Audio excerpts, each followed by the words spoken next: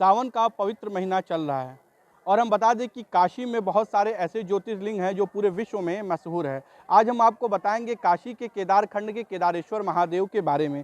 यह केदारेश्वर महादेव का अति प्राचीन मंदिर है।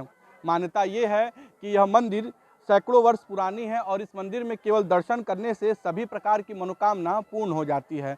उसके साथ ही हम आपको बता दें कि काशी में जो व्यास करता है उसे यम की यातना नहीं मिलती, भैरवी यातना मिलती है। लेकिन काशी के केदार खंड में जो बाबा केदारेश्वर का दर्शन पूजन करता है उसे भैरवी यातना भी नहीं मिलती है। काशी का ये ऐसा शिवलिंग है जहाँ पर शिव, पार्वती, हरि, लक्ष्मी और माँ गंगा और नंदी का दर्शन एक साथ होता है। तो आइए जानते हैं इस मंदिर के बारे में कितना खास है यह काशी का मंदिर। इतिहास है कि राम जी के पूर्वज थे राजा मानधाता।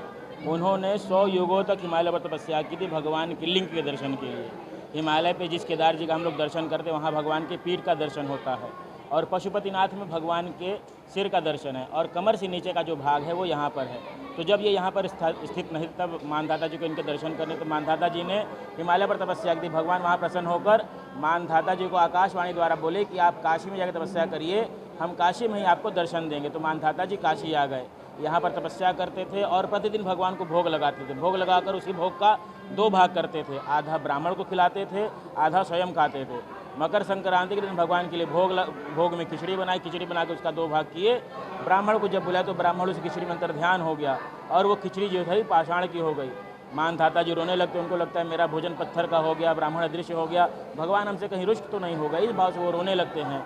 फिर भगवान को पूरे परिवार के साथ दर्शन देते और बोलते ये पाषाणवत खिचड़ी ही शिवलिंग हो गई है।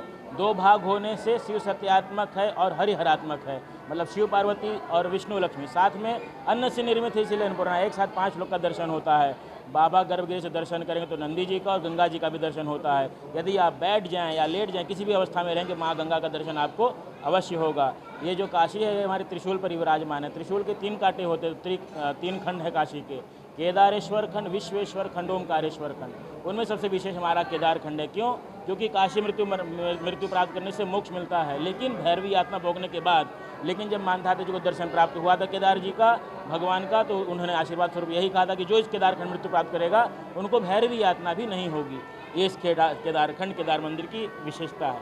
नमः पार्वती पतये हर हर महादेव हर। बाबा का मान्यता बहुत है। यहाँ पे देखा जाए तो काशी का मेन मंदिर है ये, और हम लोग जो है प्रतिदिन पूजा करते हैं और हमको आत्मविश्वास बहुत है यहाँ पे।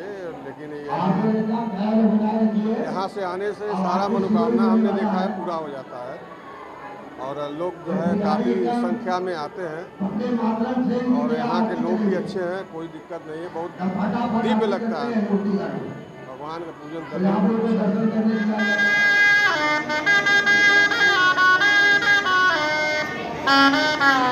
में।